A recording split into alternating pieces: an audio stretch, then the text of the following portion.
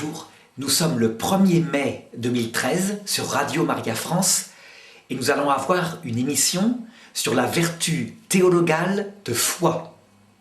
Arnaud Dumouche pour l'émission sur les vertus. Arnaud, bonjour. Bonjour Sandra. Voilà, le 1er mai, la fête du travail, eh bien nous on est là, bien présents. Voilà, nous travaillons aujourd'hui à l'étude de la vertu théologale de foi. Alors peut-être un petit rappel par rapport à notre émission précédente où nous avons présenté les 3 vertus théologales. Oui, ça vaut le coup parce que c'est vrai que depuis 2 fois, nous sommes donc sortis complètement de la philosophie. Nos auditeurs ont dû se rendre compte que ça y est, on est maintenant dans le christianisme. Et donc je crois que ça vaut le coup que je rappelle, alors que la dernière fois on a duré 1 heure, mais je rappelle au moins synthétiquement ce qu'on a pu voir. Alors voilà, c'est très simple. Il y a 15 jours, nous avions vu qu'il y avait une vertu de sagesse philosophique. Ça veut dire qu'on peut, par sa raison, découvrir l'existence de Dieu, mais que ça ne va pas très loin. On découvre par exemple qu'il est forcément un être éternel, qu'il est intelligent, etc. Mais on ne peut pas comprendre ce qu'on fait sur Terre. C'est pas logique. S'il crée gratuitement, pourquoi est-ce qu'il nous crée mortels? Et on est démunis, et l'histoire de l'humanité, c'est l'histoire d'une quête, comme ça, et il n'y a pas de réponse. La Bible dit à un moment donné que seul l'agneau pouvait ouvrir le livre des sceaux, ça veut dire là où est expliquée la souffrance, par exemple, et ce qu'on fait sur Terre. Donc, en fait, ce qu'on a vu, c'est que la philosophie, elle est bloquée. Elle donne une sagesse, mais c'est une sagesse philosophique qui ne va pas très loin. Et fort heureusement pour nous, il y a 2000 ans, Dieu a décidé de nouveau d'expliquer. Oh, les hommes d'avant, ils étaient conduits au salut, mais par des moyens terribles. Ça veut dire qu'en fait, eux, ils l'étaient par l'ignorance. Ils ne savaient pas ce qu'ils faisaient sur terre. Ça provoquait en eux un cœur angoissé. Et lorsqu'à l'heure de leur mort, ils voyaient l'ange qui leur expliquait l'évangile à venir, que Jésus-Christ allait venir, eh bien ils étaient bouleversés et beaucoup devenaient chrétiens à l'heure de leur mort. Mais évidemment, ce n'est pas une vie facile quand on ne sait pas où on va. Et donc, ils décident de parler il y a 2000 ans. Mais attention, ils décident de parler tout en nous obligeant à passer une étape sur Terre. Donc une étape où il ne veut pas se montrer en pleine lumière. Ça veut dire qu'en fait, Sandra, voyez, vous et moi, d'ici, je dirais 80 ans, on sera morts d'ici 80 ans, je pense, nous deux. Il y a des chances quand même, Vous en pensez quoi? Chances, oui. Il y a des chances. Non, peut-être pas moi j'aurais 130 ans, donc ça devrait aller, 128 ans. Eh bien, en fait, il éclatera en pleine lumière. Et cette fois, il se montrera, mais vraiment, la victoire apparaîtra à l'heure de la mort. C'est-à-dire à l'heure de notre mort, on verra le Christ, et pas tout seul, accompagné des saints et des anges. Alors évidemment, ça sera une première étape où on ne verra pas encore sa divinité, on verra son corps glorieux, donc il y aura encore possibilité d'avoir la foi. Mais voyez, sur terre, il veut véritablement, pour un temps, les 80 années qu'on vit sur terre, il ne veut pas apparaître en pleine lumière, sauf à quelques prophètes par-ci par-là. À Fatima, par exemple, le soleil a dansé devant 50 000 personnes, c'est vrai. Mais il se cache. Voyez, ça, ce qu'il veut, c'est qu'on passe par un chemin de foi. Alors, peut-être ça vaudrait le coup que je rappelle quand même pourquoi ce chemin de foi est si important. Je ne sais pas si Sandra, ça avait été assez clair la dernière fois. Bon, en fait... Pour rappeler aux auditeurs qui auraient raté notre dernière émission. Ah oui, donc tout à fait. Alors je le rappelle rapidement, c'est qu'en fait, toute la vie terrestre, tout le but de la vie terrestre dans la révélation qu'il donne, c'est de nous façonner un cœur tout humble. Et un cœur, si possible, aimant. Mais d'abord, au minimum, pour tous les gens, et pas seulement les chrétiens, un cœur brisé, un cœur qui connaît ses limites. D'où le passage par la mort. Alors pourquoi c'est important? Pourquoi c'est nécessaire? C'est très simple. C'est parce que on ne peut pas voir Dieu face à face dans la vie éternelle sans d'abord l'aimer, ça c'est évident, mais sans aussi, et c'est ça qui n'est pas évident, sans avoir un cœur plus qu'humble, un cœur, je dirais, brisé, un esprit humilié. Et c'est pas de sa faute à Dieu, c'est qu'il est comme ça, dans sa vie trinitaire, il ne peut pas se changer. Et donc, si on a la moindre fierté en soi, on n'arrive pas à le voir, on ne supporte pas. Et donc, il est absolument nécessaire pour tout homme, soit en ce monde, soit dans l'autre, d'acquérir ce cœur brisé. La Bible le disait, hein, le sacrifice qui plaît à Dieu, c'est un cœur brisé, un cœur tout humble. Donc ça veut dire un cœur sans illusion, qui sait qu'on est pécheur, qui arrive à genoux devant Dieu en sachant qu'on ne vaut pas mieux que les autres. Voyez, c'est très étonnant. Alors du coup, sur la vie terrestre, pour ceux qui veulent bien entendre le message, et ils ne sont pas nombreux, c'est les chrétiens qui vivent leur foi, eh bien, il y a le passage par un temps de foi. Et c'est ce qu'on va voir aujourd'hui. Donc, qu'est-ce que c'est que cette vertu théologale de foi? Voilà où on en est rendu. Est-ce que vous avez peut-être quelques précisions à me demander là-dessus, ou ça vous paraît assez clair? De toute façon, hein, vous voyez, on le reverra au fur et à mesure, je pense, de toute façon. Oui, mais allons-y pour donc la vertu théologale de foi. Alors voilà, d'abord Sandra, regardez. Je voudrais montrer à vous et à nos auditeurs que la foi, donc le fait de croire quelqu'un parce qu'on a confiance en lui, c'est quelque chose qu'on utilise tout le temps dans notre vie. Sauf que ce n'est pas la foi théologale que je vais définir tout à l'heure, c'est une foi humaine. Par exemple, Sandra, dites-moi, vous, quand vous étiez à l'école, qu'est-ce qui vous dit qu'on ne vous a pas menti quand on vous a dit qu'il y avait des microbes? Dites-moi, comment vous êtes sûr qu'il y a des microbes? Partout. Par exemple, sur votre doigt, voyez, hein, il paraît que votre studio est plein de poussière en ce moment. Hein, sur votre doigt... On est en plein travaux, il y a de la poussière de plâtre partout. Oh, eh bien, vous ne savez pas, sur chaque grain de poussière, il paraît qu'il y a 100 000 microbes qui se baladent. Chaque petit grain de poussière. Sur votre petit doigt, il y en a peut-être 1 milliard. Qu'est-ce qui dit que c'est vrai? Dites-moi, comment vous faites pour savoir ça?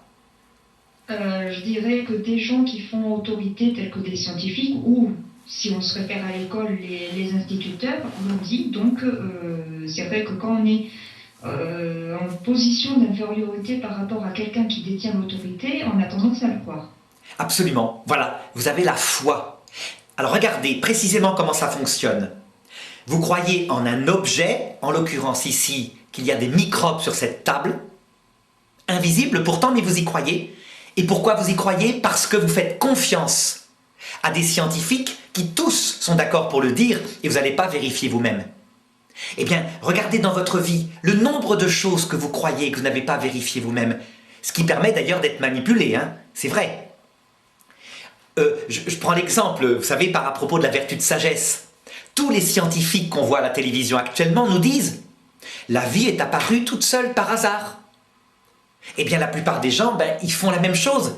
Ils font confiance, ils se disent « Tous les scientifiques qui passent à la télé disent ça, donc ça doit être vrai ». Ils ont une foi humaine en eux. Sauf qu'à un moment donné, quand on commence à mentir un petit peu, voyez par exemple ce qui s'est passé pour la manif pour tous là, où visiblement le gouvernement, on peut dire, ou plutôt la préfecture de police s'est fait prendre à caviarder la photo d'avion, enfin d'hélicoptère sur la manifestation. Et là, apparemment, il y a des études très précises qui montrent qu'il y a eu véritablement l'image qui a été retravaillée avec Photoshop. On a fait disparaître des manifestants. Donc là, quand on le voit, quand les gens le voient, ils se disent « Est-ce que je vais croire comme ça? C'est étonnant. Vraiment, est-ce que ça voudrait dire qu'il y a vraiment un mensonge ?» Les gens sont surpris.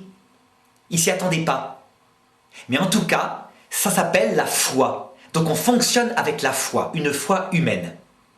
Bon. En même temps, si on voulait tout vérifier pour être sûr, ce serait invivable. Ça serait absolument invivable. Donc en fait, on a la foi pour plein de choses. Alors là, c'est rien. Ça, c'est justement un chien qui aboie. Mais ce chien-là en question, vous voyez, pas besoin de croire qu'il existe. Hein, vous l'entendez. Alors j'espère qu'il va se taire un petit peu. Hein. Il est à côté. Bon, maintenant, regardez, Sandra. Vous m'aviez parlé, je vous croyais. Donc maintenant, j'ai la preuve. Vous avez la preuve. Hein. Alors, j'espère qu'il va se taire. Comment dirais-je, si je vous dis de croire que Jésus-Christ est Dieu, que Dieu s'est fait homme et qu'une jeune fille de 14 ans, il y a 2000 ans, est tombée enceinte sans connaître un homme. Dites-moi, est-ce que la foi humaine, donc la foi par exemple dans ma parole, à moi, prof de religion, théologien, est-ce qu'elle vous suffit pour y croire ? Non, parce qu'entre-temps, j'aurais appris que sans relation sexuelle, il ne peut pas y avoir de femmes qui tombent enceintes. Absolument. En fait, c'est impossible selon les lois naturelles. Ça n'existe pas. Je veux dire que ce qui est même étonnant, c'est que, je dirais, il y a 2000 ans, on aurait vécu à l'époque de Jésus et de Marie, la petite jeune fille en question nous aurait dit « Je vous assure, j'ai pas connu d'homme et je suis enceinte, un ange m'est apparu », on ne l'aurait pas cru. Ça veut dire que la Sainte Vierge, on ne l'a crue qu'après la résurrection du Christ, parce que, évidemment, les disciples avaient vu des tas de choses fantastiques et ils se sont dit « Elle ne peut pas nous mentir là-dessus, c'est pas possible ». Mais avant la résurrection, personne ne l'aurait cru. D'ailleurs, vous remarquerez que les Juifs de l'époque, paraît-il, ont dit qu'elle était une prostituée parce qu'évidemment, ils ont ricané. Quand la légende s'est répandue parmi les chrétiens, donc des Juifs convertis, qu'une jeune fille avait conçu sans connaître d'homme. Eh bien, voyez Sandra, pour croire en des choses aussi verticales que la Vierge a conçu sans connaître d'homme, que Jésus-Christ est Dieu fait homme, il faut ce qu'on appelle une foi théologale. Théologale, je vais vous expliquer, vous allez voir, c'est très simple. Vous croyez en une série de choses, donc pareil, ici il ne s'agit plus de croire en des microbes, mais vous croyez en des choses vertigineuses. Et vous y croyez à cause de l'autorité de Dieu. Je dirais même l'autorité de la Vierge ne suffit pas à elle toute seule. C'est l'autorité de Dieu, c'est que le Christ était ressuscité, qu'ils l'ont vu, et alors ils l'ont cru. Il a dit qu'il était Dieu. Ils ont cru qu'il était Dieu puisqu'il était ressuscité. Et alors ça devenait crédible. Voyez, la foi théologale, c'est donc la même chose que la foi, sauf qu'on croit en des choses verticales qui concernent le salut, la vie après la mort, ce qu'on fait sur terre, des choses invérifiables pour le moment puisque Dieu se cache. Et donc on y croit à cause de Dieu, à cause de Dieu. Voyez, croire en des choses qui concernent Dieu, à cause de Dieu, voilà ce que c'est que la foi théologale. Croire en des choses qui concernent la science, mettons, des choses humaines, à cause de l'autorité de certains hommes, ça c'est la foi humaine. Voilà la différence. Mais c'est la même chose, c'est le même fonctionnement. Ça va? D'accord, oui, ça va. Alors, si vous n'avez pas de questions là-dessus, on va pouvoir continuer. Regardez, à votre avis, Sandra, vous maintenant, là vous vivez donc 2000 ans après ces événements, et vous êtes devenue à un moment donné catholique. Est-ce que votre foi, dans ces choses-là que je vous ai indiquées, donc la Vierge est Vierge, Jésus-Christ est Dieu, elle est fondée sur le fait que les 11 apôtres, non, 10 des 12 apôtres, pas 11, Saint Jean n'est pas mort, mais que 10 des 11 apôtres l'ont prêché en disant l'avoir vu de leurs yeux. Et qu'ils en sont morts martyrs, ils ont été atrocement zigouillés pour certains, par les Romains, par les païens, par les Juifs, etc. Voyez, est-ce que le fait qu'ils sont morts martyrs pour ça, pour vous, fonde votre foi? Non, parce qu'à ce moment-là, dans le monde musulman, le fait que certains jeunes se fassent exploser au nom de Dieu, ce serait aussi le fondement de la foi des musulmans. Or, je ne pense pas que ce soit le cas. Ah, c'est génial. Moi, je suis tout à fait d'accord avec vous. Hein. Vraiment, vous voyez, on forme une bonne équipe, mais c'est tout à fait réaliste ce que vous dites. On ne peut pas fonder sa foi sur les apôtres. Vous avez raison. Tout simplement parce qu'on constate qu'il y a des tas de gens qui meurent pour des absurdités. Bon, ça ne veut pas dire que c'est pas important, la mort des apôtres. C'est un signe de crédibilité. Mais c'est pas une preuve. Je crois que Saint Paul disait, par rapport à des gens qui disaient « moi j'appartiens à Paul, moi j'appartiens à un tel, moi j'appartiens à un tel », et disait « non, vous appartenez à Jésus ». Ah oui, tout à fait, c'est clair. En fait, c'est tellement vertical tout ça. Et puis l'homme, il peut témoigner de tellement de choses absurdes que la mort des apôtres est bon signe, mais il ne faut pas oublier qu'il y en a un qui a trahi, et il y en a un qui est mort dans son lit. Judas a trahi, hein. Mais je dirais, elle ne peut pas prouver les vérités. Vous parliez des talibans, moi je pourrais vous parler d'autre chose. Regardez, ne serait-ce qu'en politique, les gens qui ont donné leur vie dans des souffrances atroces pour le communisme. Le communisme, ils y croyaient. Pendant la Seconde Guerre mondiale, quand des prisonniers par les nazis, il y avait des chrétiens d'un côté, des communistes de l'autre, qui allaient être fusillés. Eh bien, les gens y croyaient de tout leur cœur, des deux côtés. Sauf que les communistes, c'était une foi humaine, politique, alors qu'on leur expliquait par une démarche soi-disant scientifique. Et les chrétiens, à cause d'une foi théologale, donc à cause de leur confiance en Dieu. Alors maintenant, je vais vous poser une autre question, Sandra. Vous avez vu, la mort des apôtres ne suffit pas, ça veut dire qu'il ne faut pas une foi humaine pour croire au Christ. Est-ce que Le fait que votre maman, par exemple, quand vous étiez petite, vous a enseigné que Jésus-Christ était Dieu, que la Vierge Marie venait vous chercher à l'heure de la mort, est-ce que ça suffisait pour vous faire croire en cela? Alors, je suis un mauvais exemple parce que ma maman ne m'a jamais dit cela. Ah, mais est-ce qu'elle vous a fait parler du Père Noël? Oui, alors là, je peux vous raconter des énormités qu'elle a pu nous raconter. Oui, allez-y. À savoir qu'on habitait en appartement et que je me demandais comment le Père Noël faisait pour passer par les tuyaux de chauffage. Et qu'on n'avait pas de cheminée. Vous étiez rationnel. Et elle m'avait raconté une histoire comme quoi, comme le Père Noël, il ne pouvait pas être partout finalement en même temps, contrairement à ce qu'on veut nous faire croire, enfin aux enfants. Il venait quelques jours avant, habillé tout en noir, il avait tapé discrètement à la porte, il avait vite fait passer les cadeaux aux parents.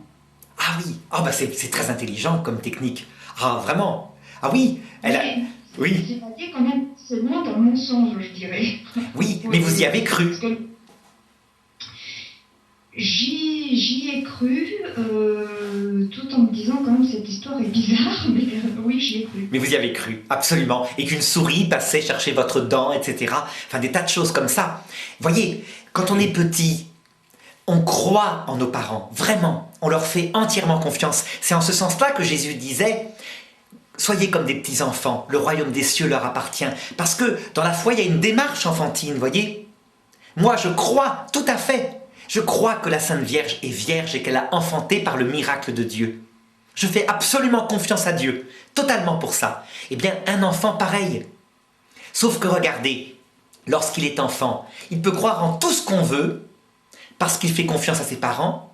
Et puis, à un moment donné, quand arrive l'adolescence, s'il n'a pas développé un contact personnel avec Jésus par la prière, eh bien, il va envoyer bazarder sa foi. En tout cas, à l'heure actuelle, pas il y a un siècle, hein, mais à l'heure actuelle, il envoie bazarder sa foi parce que, avec le sens critique, il se dit « mes parents, je ne peux pas m'appuyer sur la confiance en eux pour croire en des choses aussi verticales que ça. Il faut une autre autorité. » Et comme actuellement, les jeunes ont très peu de vie spirituelle, sauf ceux évidemment qui ont des parents qui le leur donnent, qui le leur apprennent, eh bien, on peut dire que la confirmation, c'était presque à un moment donné, en tout cas pour ma génération, le sacrement de l'apostasie. On faisait ta confirmation, on avait un cadeau, puis après, on arrêtait d'aller à la messe. C'est terrible, hein, vous voyez? C'est terrible, la confirmation était le sacrement de l'apostasie. Maintenant, c'est plutôt la première communion. Oui, oui, c'est vrai, ça recule, les parents ne veulent pas les forcer à continuer le catéchisme après. C'est étonnant. Mais en tout cas, voyez ce que ça montre. Finalement, c'est pas mauvais. Ça montre bien que la foi théologale ne peut venir que de Dieu. Ça veut dire que la foi est un don de Dieu. Vous vous rappelez, c'est un dogme que l'Église avait toujours dit. La foi est un don de Dieu, pas un don des parents. Jamais. Oh, les parents peuvent aider. Par exemple, dans une civilisation où on fait confiance à ses parents. C'est vrai, ça suffit. Par exemple, au 19e siècle, on faisait confiance à ses parents et ça suffisait pour donner la foi. Mais en fait, dès qu'est apparue la critique philosophique, eh bien, les générations, après la Seconde Guerre mondiale, la foi s'est écroulée comme un château de sable. Elle n'était pas fondée sur une vie mystique, une fréquentation du Christ personnelle.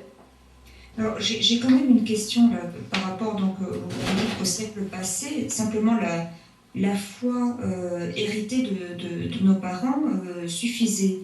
Oui. Mais il y a bien eu des gens parmi les intellectuels, on pense à Voltaire, peut-être que tous ces gens-là ont quand même eu une formation chrétienne, et à un moment donné, ils s'en sont détournés. Donc absolument. Il y a quand même une démarche personnelle, même à cette époque-là où les gens conservaient une pratique religieuse plus facilement que maintenant. Absolument, ça restait valable. Mais à l'époque, c'était uniquement les élites qui faisaient ce mécanisme que maintenant tout le monde fait. Enfin, tous les jeunes pratiquement font à l'adolescence. À l'époque, c'était les élites et les gens du peuple, eux, étaient dans une confiance habituelle. Voyez, une foi humaine qui leur suffisait. La foi du charbonnier. Résultat, oui, allez-y Sandra. Ça voudrait dire finalement que trop d'instruction nuirait à la foi? Non, elle nuit à la foi humaine, pas à la foi théologale. Par contre, Il est indispensable, quand il y a énormément d'instructions de sens critique, que la foi théologale soit fondée sur un rapport personnel à Dieu. C'est pourquoi, regardez, actuellement, ce que réfléchit l'Église, c'est les JMJ, des choses comme ça. Ça veut dire, pour les enfants, on laisse les paroisses faire ce qu'elles peuvent. Et lorsqu'ils sont devenus adolescents, donc à cette époque de l'âge critique, on fait des grands événements où on espère que l'Esprit Saint viendra toucher leur cœur. Et s'il touche leur cœur, après la phase critique, donc ils ont une expérience de Dieu personnelle, ils garderont la foi toute la vie. C'est la génération Jean-Paul II. Vous voyez, on change d'apostolat. Donc moi, c'est une démarche que j'ai faite avec mes enfants. Ça veut dire qu'ils ont fait communion, confirmation. Ma fille ne veut pas faire sa confirmation parce qu'elle dit « j'ai des doutes ». Mon fils, lui, croit, donc il l'a faite librement, volontairement. Il est chez les scouts en même temps. Et puis, pour ma fille, à un certain moment, elle a 12 ans, donc quand elle aura autour de 15-17 ans, eh bien j'essaierai de lui faire fréquenter ces grandes réunions de jeunes, pour qu'elle puisse rencontrer des jeunes qui ont la foi aussi, et je prie pour que l'Esprit Saint vienne en elle, parce que la foi théologale, elle lui viendra ou pas, ça dépend de l'Esprit Saint, par une sensation de présence. Et c'est ce qu'on va voir maintenant. Comment est-ce que l'Esprit Saint donne la foi, si vous voulez bien, Sandra? D'accord, allons-y. Alors voyez, en fait, Saint Paul, dans une épître, il dit « La foi est donnée par 3 sources ». Il dit par les signes, par les miracles et par l'Esprit Saint. Voilà, il parle comme ça. Eh bien, c'est vrai. Pour des jeunes qui n'ont pas la foi, je dirais que ce sont les 3 méthodes, mais vous allez voir que, en fait, celle qui marche, la seule qui marche absolument, c'est la 3e, c'est-à-dire l'Esprit Saint. Donc un don direct de Dieu. Alors les signes d'abord. Les signes, ce sont, regardez, des coïncidences frappantes qui peuvent vous arriver à un moment donné et qui sont trop frappantes pour venir du hasard. Je vais vous donner un exemple qui est arrivé à une de mes jeunes élèves. Donc, elle était fort angoissée, elle avait 17 ans. Sa grand-mère était morte il y a peu de temps. Elle pensait au suicide, elle ne savait pas ce qu'elle pouvait faire sur Terre. Et à un moment donné, tout d'un coup, elle prit sa grand-mère, elle a pris un soir en lui demandant de lui donner un signe. Elle n'en parle à personne, ça se passe uniquement dans sa tête. Et le lendemain matin, alors qu'elle se réveille, eh bien, elle trouve sur sa table de nuit une image pieuse que sa grand-mère lui avait donnée 5 ou 10 ans plus tard et qu'elle avait perdue depuis des années. Elle demande à ses parents, est-ce que c'est vous qui l'avez déposée? Personne ne l'avait déposée, elle était apparue comme cela. Quand elle en a parlé autour d'elle en classe, les autres se sont mis à rire en disant « c'est quoi, c'est une coïncidence, elle a dû... » etc. Mais elle savait que ce n'était pas une coïncidence. Vous voyez, c'est ça qu'on appelle un signe. D'accord. Alors, pour le signe, est-ce que, je ne sais pas si ça vous est arrivé déjà d'en avoir quelques-uns dans votre propre vie, des petits signes comme ça au début de votre conversion?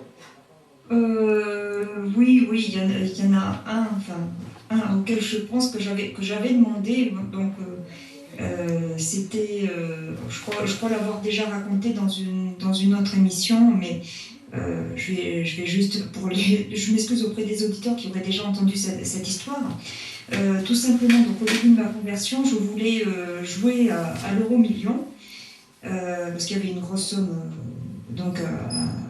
potentiellement à gagner, et je commençais à trouver des excuses en disant bon, Seigneur, j'aimerais jouer, en plus si je gagne, j'en ferai profiter telle ou telle communauté ou tel œuvre. Ah oui, on dit toujours ça, je n'en garderai que 50%. J'ai eu ces mêmes pensées, Sandra, on se rejoint, on est pareil, vous voyez. Continuez. J'ai demandé, parce que je sentais bien au fond de moi que c'était pas ce que voulait Dieu. Hein. De toute façon, on le voit je pense que ça doit être précisé dans le catéchisme de l'Église catholique, les jeux d'argent ne sont pas souhaitables. Et j'ai demandé, mais écoute, si tu ne veux pas que je joue, oui, que je vois sur mon chemin, donc entre chez moi et entre mon travail et chez moi, que je vois une voiture de police. oui. Donc je pars de mon travail. Et j'étais sur des doubles voies, et sur les doubles voies en face, je crois voir un camion de gendarmerie. Mais je n'en étais pas sûre. J'ai dit, bon, Seigneur, je pense avoir vu un camion de gendarmerie, mais bon, je continue ma route vers le marchand de journaux où je pourrais faire mon euro-million. J'arrive sur le parking du centre commercial et là, en plein milieu, une voiture de police municipale. En plein dans mon champ de vision. Je fais une place, c'est très clair. Donc je suis repartie et sur le chemin entre le centre commercial et le suivant, j'ai dû voir encore une ou deux voitures de police. Ah, c'est étonnant. Et alors par contre, ce qu'il faudrait que vous fassiez maintenant, c'est que ce soir, en repartant, vous regardiez si vous en voyez. Parce que regardez, Sandra, si quelqu'un ne croit pas et de l'extérieur, il regarde le signe qui vous est arrivé, il dira ben, c'est une coïncidence, on voit ce qu'on veut voir. Et donc, vous les cherchiez, vous les avez vus, et on en voit souvent. Un signe, en réalité, il est donné qu'à la personne. Il n'y a que la personne qui l'a vécu qui sait que c'est vrai. Et par contre, les gens de l'extérieur, ben, ils peuvent dire c'est une coïncidence. À vous, oui? Ben, justement, je n'en voyais pas souvent des véhicules de police sur mon trajet. Non pas que c'était impossible que ça arrive, mais c'est vrai que je n'en voyais pas beaucoup. Et surtout, ça a été la seule et unique fois que j'ai vu une voiture de police municipale avec bien écrit en gros police municipale sur le parking de cette grande surface. Ah oui, oui, donc c'est vraiment étonnant. En tout cas, regardez Sandra, au début des conversions, en général, on peut dire que le Seigneur, il donne plein de signes. On voit ça chez les charismatiques, par exemple. C'est sans arrêt des signes comme ça. Tenez, un de mes amis, jeune converti, se dit « je vais adopter un enfant trisomique ». Sa femme, jeune convertie, dit « attention avant de le faire ». Ils avaient déjà plusieurs enfants. Regardons dans la Bible. Ils ouvrent la Bible n'importe où. Ils tombent sur le passage « tu prendras l'enfant chez toi ». En mettant le doigt au hasard, vraiment. Bon, ils ont fait ça. Seulement, attention, ces signes sont ambigus. Ils ne sont que pour le début de la conversion. Il y a plein de gens, et vous devez en connaître, moi j'en connais énormément, qui fonctionnent toute leur vie avec des signes. Alors qu'en fait, non, à un moment donné, Dieu veut des chrétiens adultes, donc qui se dirigent par leur propre intelligence de l'amour de Dieu et de l'amour du prochain. Donc j'ai vu des tas de gens qui en fait cherchaient des signes pour diriger leur vie et qui en fait ne regardaient que ce qui leur plaisait. Et donc ils en trouvaient tout le temps, et donc ils en faisaient à leur tête, et ils se plantaient. J'ai vu des divorces à cause de l'excès des signes. Donc le signe, il est important, mais il faut le mettre à sa juste place. C'est pour la conversion au début. Et en plus, quand Dieu en donne, ce sont souvent des signes vraiment étonnants, que la personne, elle y croit, quoi. C'est pas possible autrement. Alors voilà, ça c'est le premier truc. Le deuxième, ce sont les miracles. Alors la différence entre le signe et le miracle, c'est très simple. C'est que le miracle, lui, c'est un fait objectivable. Vous voyez, c'est pas simplement quelque chose qui arrive à l'intérieur, qu'on a vu soi, tout seul. C'est véritablement objectivable, style, vous allez à Lourdes, vous avez un cancer en stade terminal, mettons, avec une tumeur énorme comme une orange, vous vous trempez dans la piscine, vous ressortez, il n'y a plus de tumeur, il n'y a plus rien, tout a repoussé. C'est ce qui s'est passé pour Jeanne Frétel. Jeanne Frétel, une petite religieuse de 20 ans, par là, guérie dans les années 60, c'est exactement son miracle.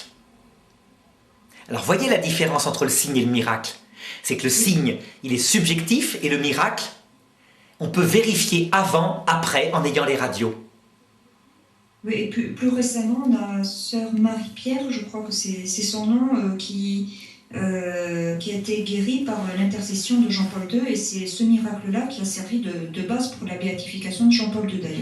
Absolument. Et ce miracle a été reconnu par les médecins. Alors évidemment, maintenant, vous en voyez certains, forcément, puisqu'ils sont quelquefois non-croyants, qui contestent en disant « Oh, ça devait être une maladie de Parkinson, une fausse, c'est-à-dire quelque chose qui ressemblait, elle avait des tremblements, etc. » Seulement elle a témoigné qu'elle a prié Jean-Paul II. Et que, d'un coup, alors qu'elle ne pouvait plus vivre, elle tremblait tout le temps, elle a senti une chaleur, ça s'est guéri dans la nuit. Et vraiment, elle dit, donc l'Église va regarder tout ça, va regarder le diagnostic qu'il y a eu avant, et va constater que c'est à la prière de Jean-Paul II que ça s'est fait. Mais il lui faut un avis médical tout de même. Hein. Alors par contre, regardez, quelque chose de très important, c'est qu'il faut distinguer les miracles et les prodiges. C'est très simple. Le miracle, il est impossible. Ça veut dire que seule la puissance de Dieu lui-même, pas les anges, pas le psychisme humain, il faut la puissance de Dieu qui peut tout faire. Seul ça peut l'expliquer. Alors que les prodiges, eh bien, ils peuvent être expliqués par la force naturelle du psychisme humain, ou par un ange, ou par un démon. Je vais vous donner quelques exemples. Vous allez me dire, Sandra, ce que vous en pensez. Je vais vous raconter quelques histoires, vous me direz si ça vous paraît être des signes, donc quelque chose de subjectif, un prodige ou un miracle. Regardez, Sissi impératrice, vous vous rappelez, elle est mariée avec l'empereur Rodolphe d'Autriche, et elle se sent mal dans son château, et elle développe tout d'un coup une tuberculose, au 19e siècle, donc c'est une maladie mortelle. Ses parents la récupèrent, la reprennent dans les montagnes, elle retrouve son moral, et en 3 mois, la tuberculose disparaît. À votre avis, est-ce que c'est un miracle ou est-ce que c'est un prodige?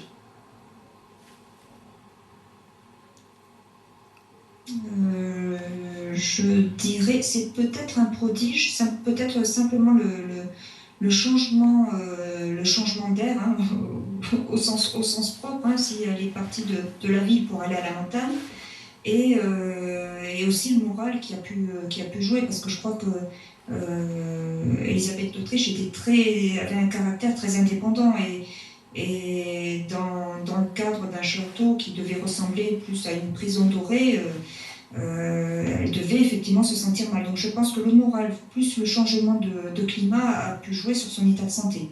Absolument. Eh bien, voyez, l'Église, elle pense exactement comme vous. Ça veut dire que, imaginons une personne qui a un cancer en stade terminal. Elle se rend à Lourdes, elle revient, et en 1 an, sa tumeur disparaît. Eh bien, jamais l'Église ne reconnaîtra le miracle officiellement. Elle dira à la personne, c'est très certainement un miracle. Mais l'Église ne le reconnaîtra pas parce que ça peut être un prodige. On a vu dans des cas exceptionnels un cancer régresser comme ça. Par contre, regardez, si la personne va à Lourdes et que la tumeur disparaît en un instant, comme Jeanne Frétel, elle dit « j'étais inconsciente, elle s'était même pas rendue compte qu'elle était à Lourdes, elle était dans le coma ». On lui dépose une hostie sur le bord des lèvres et tout se met à repousser. Le pire, c'est qu'elle avait eu une opération, on lui avait retiré les 3/4 de l'intestin, elle avait 3 anus artificiels pour permettre la vésicule biliaire, etc., tout ça de sortir. Et tout s'était remis en place instantanément. Ben, il y a plusieurs miracles. Il y a d'abord l'organe qui a repoussé. Ça n'existe pas, un intestin, ça repousse jamais. Ça aurait été un foie. En quelques semaines, l'Église n'aurait jamais reconnu. Mais on n'a jamais vu un intestin repoussé. Deuxièmement, c'est instantané. Il n'y a pas de mouvement instantané dans la nature. C'est pas possible. Il faut une toute puissance pour que ça se fasse comme l'éclair, comme ça, tout est en place. Et alors, un signe qui en plus va permettre à l'Église de le reconnaître, c'est qu'elle n'était même pas au courant qu'elle était à Lourdes. Donc, sa psychologie n'a pas pu jouer, mais de toute façon, même si elle avait été au courant, qu'est-ce que peut la psychologie par rapport à ça? Donc, voyez, miracle, prodige, voilà les deux, la différence. Donc maintenant, je vais vous raconter une histoire qui est arrivée à mon père, et vous allez me dire si ça vous paraît être un miracle, un prodige ou un signe. Toujours pareil, pour distinguer ces 3 choses.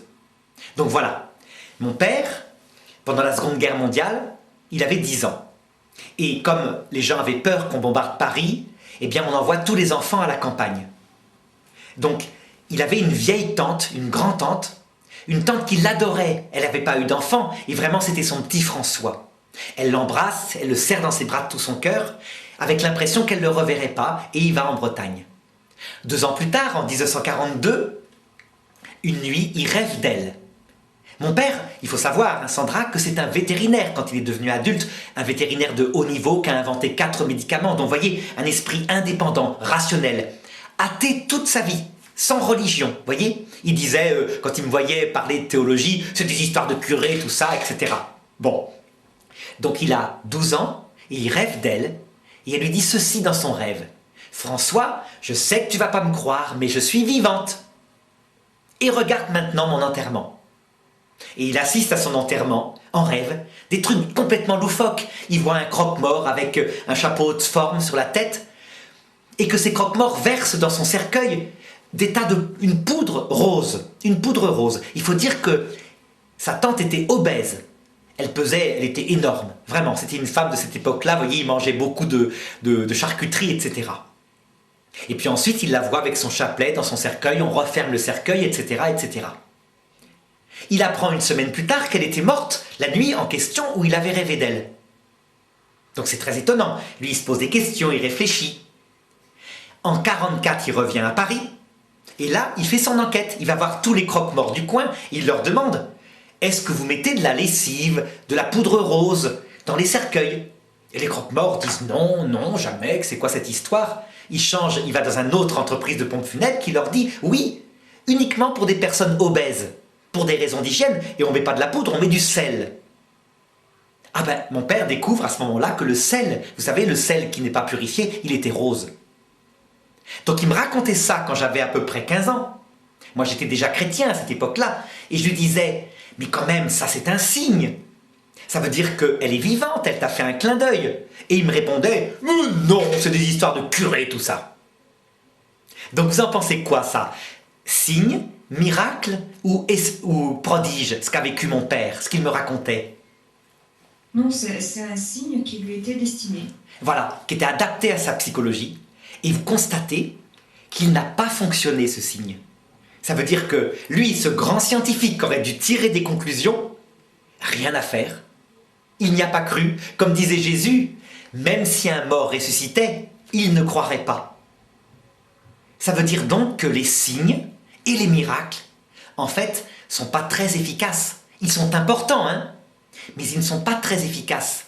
En tout cas, pas dans tous les cœurs. Oh, quand je vous parlais tout à l'heure, vous savez, de cette petite jeune fille-là, avec l'image de sa grand-mère. Oh, elle, ça l'a complètement bouleversée.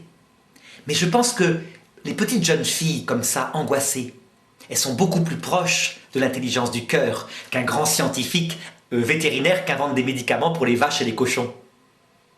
Vous voyez ce que je veux dire, hein? Donc la religion chrétienne attire beaucoup plus de femmes que d'hommes. Les femmes ont l'intelligence du cœur. On en avait parlé dans d'autres interventions. La vertu d'intelligence, c'est quelque chose vraiment que parfois les hommes, ils devraient se donner plutôt que de développer la vertu de science seulement. Donc voilà. Voilà, ce n'est pas moi qui le dis.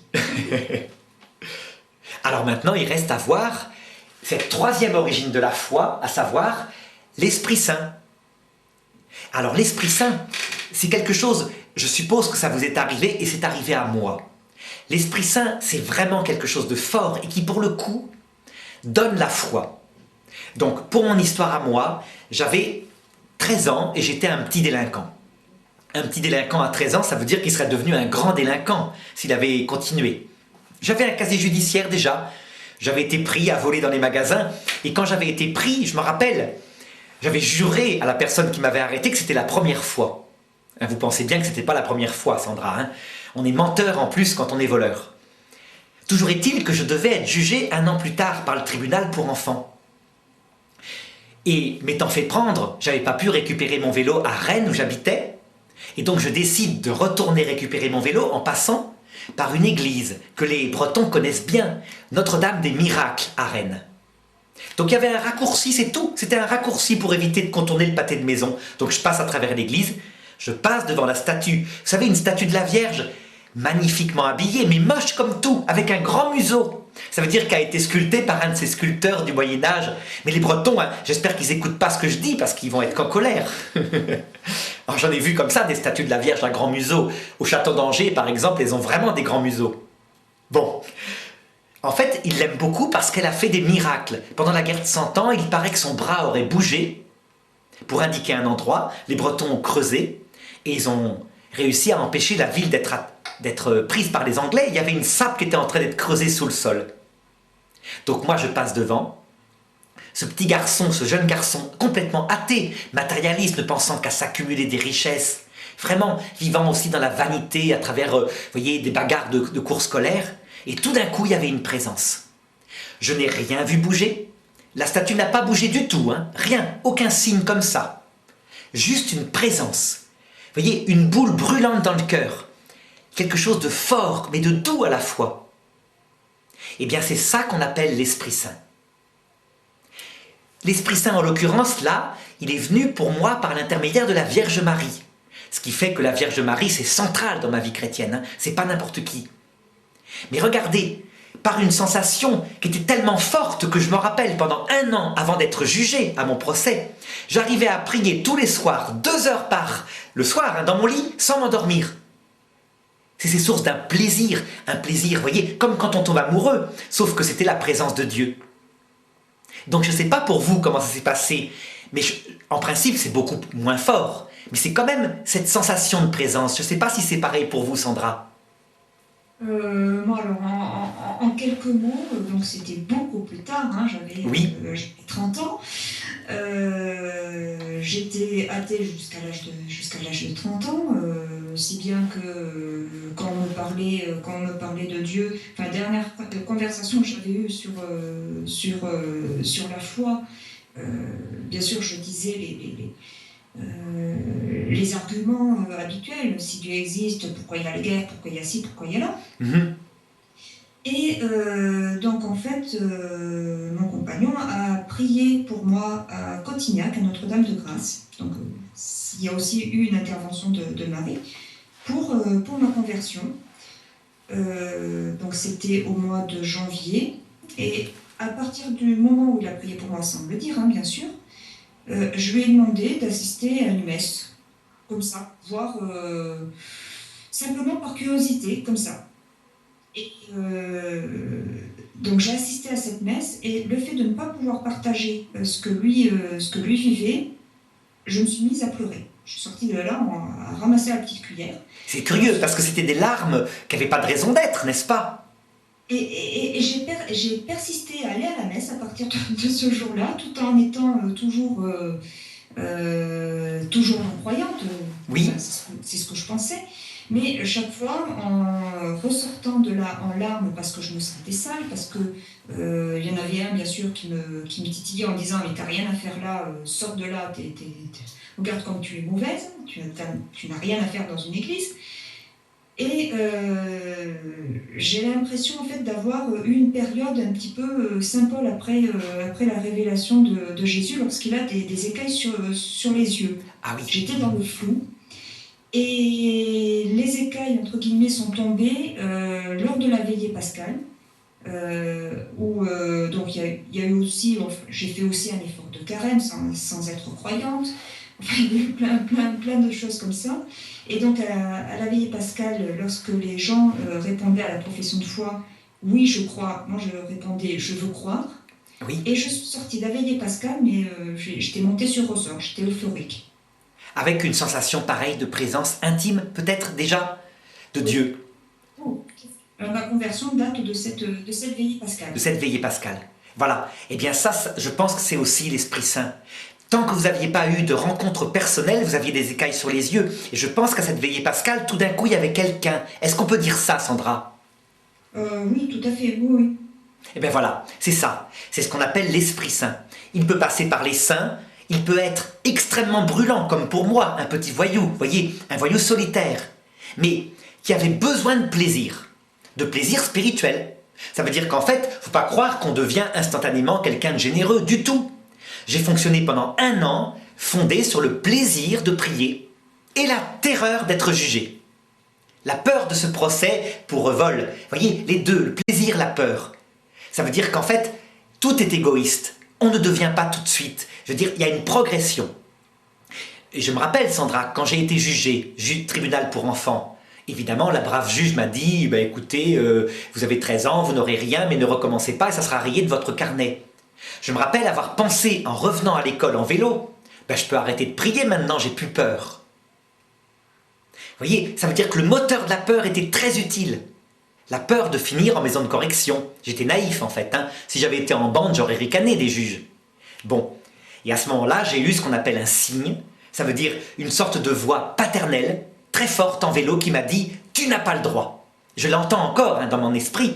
Et ça, c'est pas de l'ordre de l'Esprit Saint pour le coup. Maintenant, je l'attribue à mon ange gardien, qui a joué un rôle paternel, vraiment. Et du coup, j'ai entendu tout tremblant cette voix et j'ai continué de prier, ce qui fait que je suis resté chrétien. Sinon, le plaisir n'aurait peut-être pas suffi. Ce plaisir de la... Oui, allez-y, Sandra. C'est le danger que courent certaines personnes qui en fait recherchent des signes, recherchent des sensations, et lorsqu'elles n'en ont pas, ont l'impression de perdre la foi. Absolument. Alors qu'en fait, elles perdront cette sensation à un moment donné. C'est obligatoire. En fait, la foi et le rapport à Dieu fonctionnent exactement comme le couple entre un homme et une femme. Vous savez, jeune couple, ils se prennent par la main, ils se prennent sur les genoux, ils s'embrassent tout le temps, etc. Ils ont le cœur en feu. Au bout d'1 an de vie commune, je veux dire, c'est absolument rare de les voir continuer de faire ça.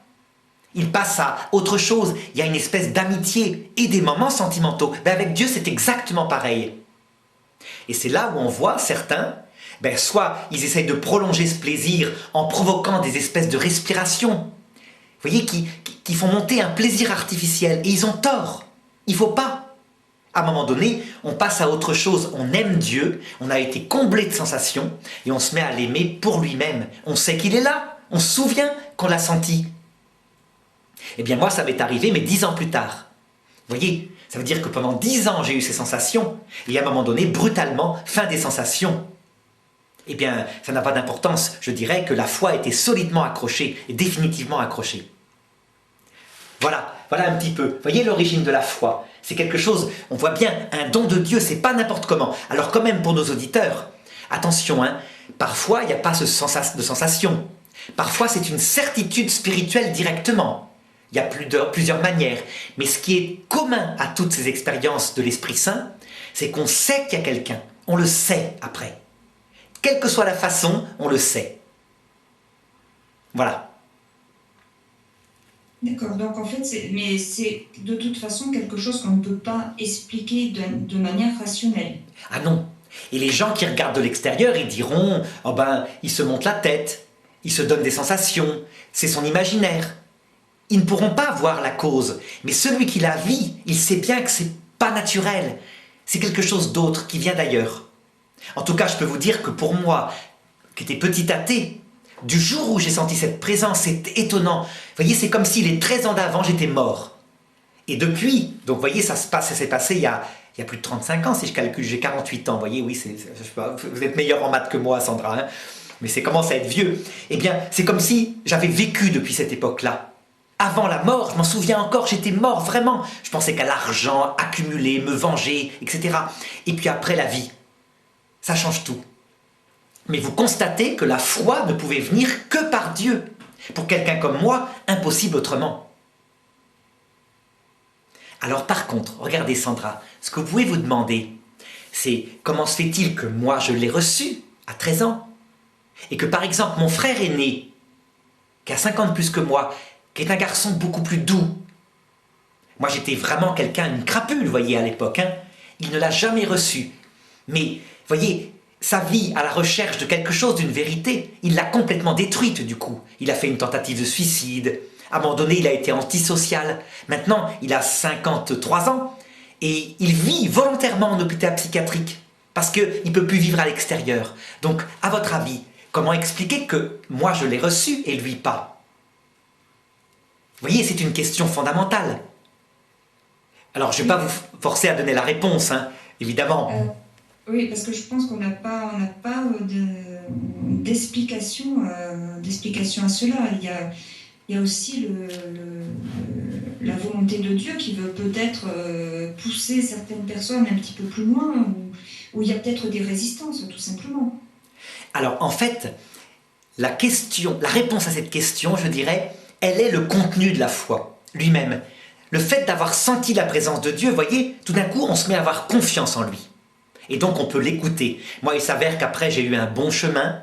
J'aurais pu tomber dans les mains de prêtres, vous voyez, de type socio-chrétien, c'est-à-dire qui ne parlent que d'attention aux œuvres sociales. Mais heureusement, je suis tombé sur des prêtres priants, qui m'ont appris la prière, qui m'ont appris la relation à Dieu, etc. La réponse profonde à ça, c'est que, en fait, tôt ou tard, tout homme se verra proposer la foi. Mais que, pour mon frère probablement, ce chemin dans la détresse, qu'il va vivre peut-être jusqu'à la fin de sa vie, lui façonne un cœur brisé, comme je disais tout à l'heure, un cœur tout humble. Et quant à l'heure de sa mort, au moment où tout éclate en lumière, la foi lui sera proposée. C'est la 11e heure de la vie. Vous savez, quand le maître de la moisson vient chercher tout le monde pour travailler à la moisson, il le verra, il y travaillera peut-être que 10 minutes de sa vie, c'est la fin de la vie. Il sera sur son lit de mort. Eh bien, il obtiendra la vie éternelle. Et son cœur aura peut-être été plus préparé que le mien, parce que moi j'ai plus peur de la mort. Lui, il en a peur. Et donc, du côté de l'humilité, peut-être qu'il est davantage près que moi, en fait. voyez, donc il y a des réponses chrétiennes après, mais ça c'est le contenu de la foi. La foi elle-même, d'abord, il faut l'avoir, évidemment. Et quelqu'un qui ne l'a pas reçu dira, ben, c'est un conte magnifique, mais c'est un conte. Alors moi j'avais entendu une histoire, alors je me demande si c'est pas le père Nicolas Butet qui l'avait raconté, sur un hindou qui voyant la croix donc du chrétien qui était en train de l'assister dans ces derniers moments, a voulu avoir cette croix et donc l'a prise en main et est mort comme ça avec la croix sur sa poitrine. Ah oui. Alors ça, c'est un signe extraordinaire et qui confirme, en fait, un petit peu ce que je vous disais. Tout homme, dit le Concile Vatican II, Gaudium et Spes 22.5, se verra proposer le salut par un moyen connu de lui. C'est maintenant un dogme de la foi. Il suffit de lire le texte, hein, ça se voit que c'est un dogme. On en est sûr. C'est-à-dire que mon frère et d'autres gens se la verront proposer, mais à l'heure que l'Esprit Saint veut. Il sait ce qu'il faut faire et on aura l'explication, comme vous dites, lors du jugement général. On verra pourquoi c'était mieux pour tel enfant qu'il n'ait pas la foi durant sa vie. Puisque la foi est un don de Dieu, c'est logique. Dieu peut la donner, comme dit la Bible, à ses pierres. Donc s'il ne le fait pas, c'est comme vous dites, soit qu'il y a des résistances, mais c'est peut-être aussi que la sagesse de Dieu dit qu'il vaut mieux attendre, qu'il va davantage attendre en ayant un temps de solitude désespérante dans un monde qui n'a pas de sens. C'est dur par contre, hein, évidemment. On n'aime pas quand ça arrive à nos enfants. Alors si vous voulez maintenant, Sandra, ce que je voudrais voir avec vous, c'est est-ce que la foi théologale existe dans d'autres religions? Vous voyez, dans des religions comme le judaïsme, l'islam, à votre avis, est-ce que le mécanisme est le même? À savoir, ils s'appuient sur une présence de Dieu, ils croient à cause de ça parce qu'ils font confiance à Dieu, dans des vérités qu'il va révéler. Alors, dans le cas du judaïsme, je dirais oui, vu que c'est quand même le peuple élu et que le christianisme part du judaïsme, vu que Jésus lui-même était juif. Absolument, tout à fait. D'ailleurs, on dit même que Abraham, c'est le père de la foi. Il crut en Dieu quand Dieu lui dit « Quitte ta maison, va dans le pays que je t'indiquerai ». Et dans l'islam, vous en pensez quoi? Alors, l'islam, le problème, c'est la révélation au prophète Mahomet. Il n'est pas...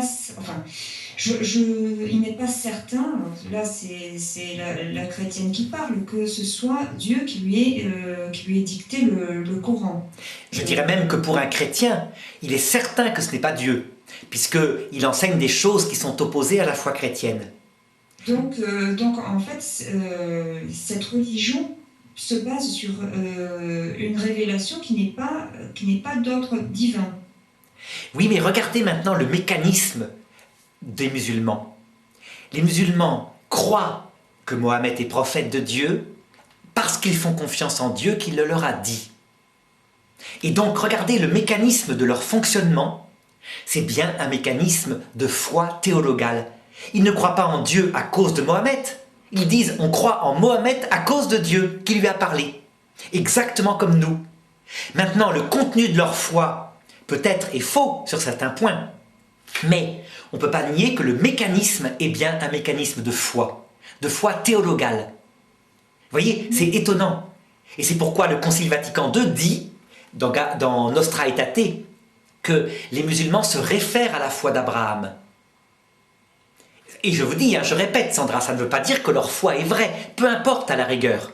Je dirais, c'est pas tellement le problème, mais leur façon d'atteindre Dieu passe effectivement par la foi. Alors que le bouddhisme, c'est totalement différent. Les bouddhistes ne croient pas en un Dieu personnel. Donc, ils n'ont pas la foi théologale, ils ne croient pas en quelque chose à cause de Dieu. Mais ils considèrent que le Bouddha est un sage qui indique un chemin pour atteindre la sérénité. Donc, ils n'ont pas une foi théologale. Ils ont plutôt une confiance philosophique à un homme qui donne sens à leur vie. D'accord, on pourrait étendre ça donc aux taoïstes et aux confucéens. Voilà. Alors que les témoins de Jéhovah, les mormons, vous voyez, toutes ces religions qui sont d'origine occidentale, liées au judaïsme à la base, c'est la foi théologale. Par contre, et là on le verra la prochaine fois, les musulmans refusent la charité théologale. Là, pour le coup, c'est clair et net pour eux. Je vais vous expliquer, vous allez voir.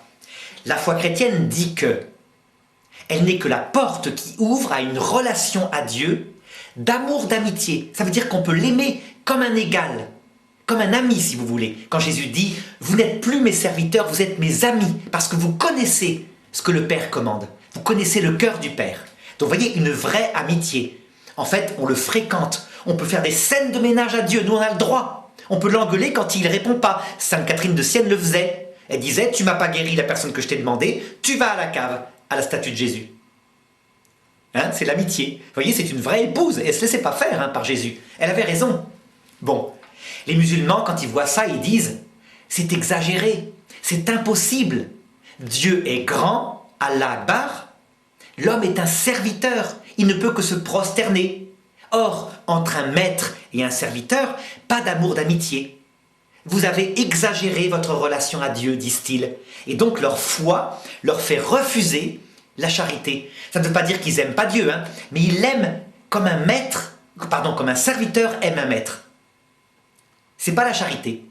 Donc ils ont la foi, ils refusent la charité et ils ont l'espérance, chose que l'on verra aussi lors d'une des prochaines rencontres.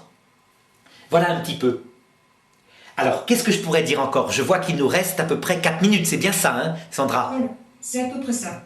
Regardez, maintenant, puisque le père Alexis nous avait demandé de faire toute cette année sur les vertus, il faut quand même centrer là-dessus. Eh bien, pourquoi est-ce que la foi est une vertu? Vertu, vous voyez ce que j'avais dit depuis le début de l'année, une disposition stable qui est là, qui reste et qu'on ne peut pas perdre comme ça. Vous voyez, par exemple, moi, vous pourriez m'arracher le cœur, je dirais peut-être par lâcheté que je ne crois plus, mais en fait je crois. Je ne pourrais pas faire autre chose que croire. En parole, je mentirais pour sauver ma vie, peut-être je suis lâche, mais dans mon cœur, je crois. C'est pas possible autrement. Vous voyez, c'est une disposition stable. Jamais j'ai eu de doute, c'est pas possible. Il y a eu trop de présence de Dieu. Donc qu'est-ce que vous en dites? Pourquoi c'est une vertu? Parce que, enfin, il est dit que la foi, on ne peut pas la perdre. Soit on l'a, soit on ne l'a pas.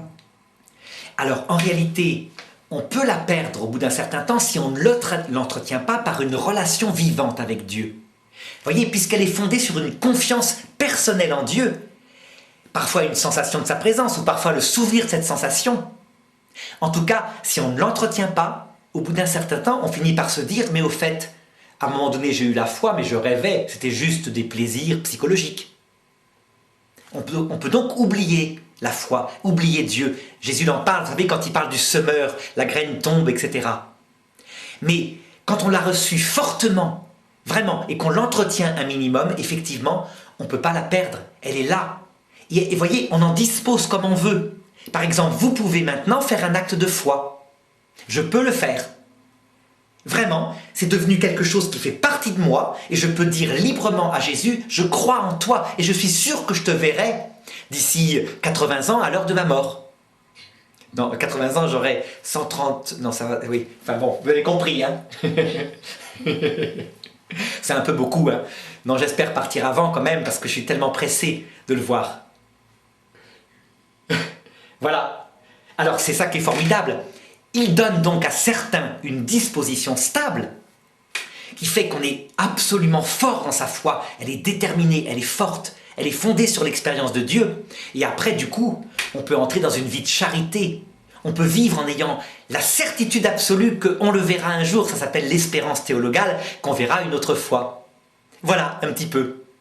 Très bien, mais merci beaucoup Arnaud pour cette émission. Et donc, nous vous retrouvons la semaine prochaine pour voir alors laquelle des deux vertus théologales restantes. La charité, la charité, voilà. Et ensuite, ça sera l'espérance. Voilà un petit peu le programme.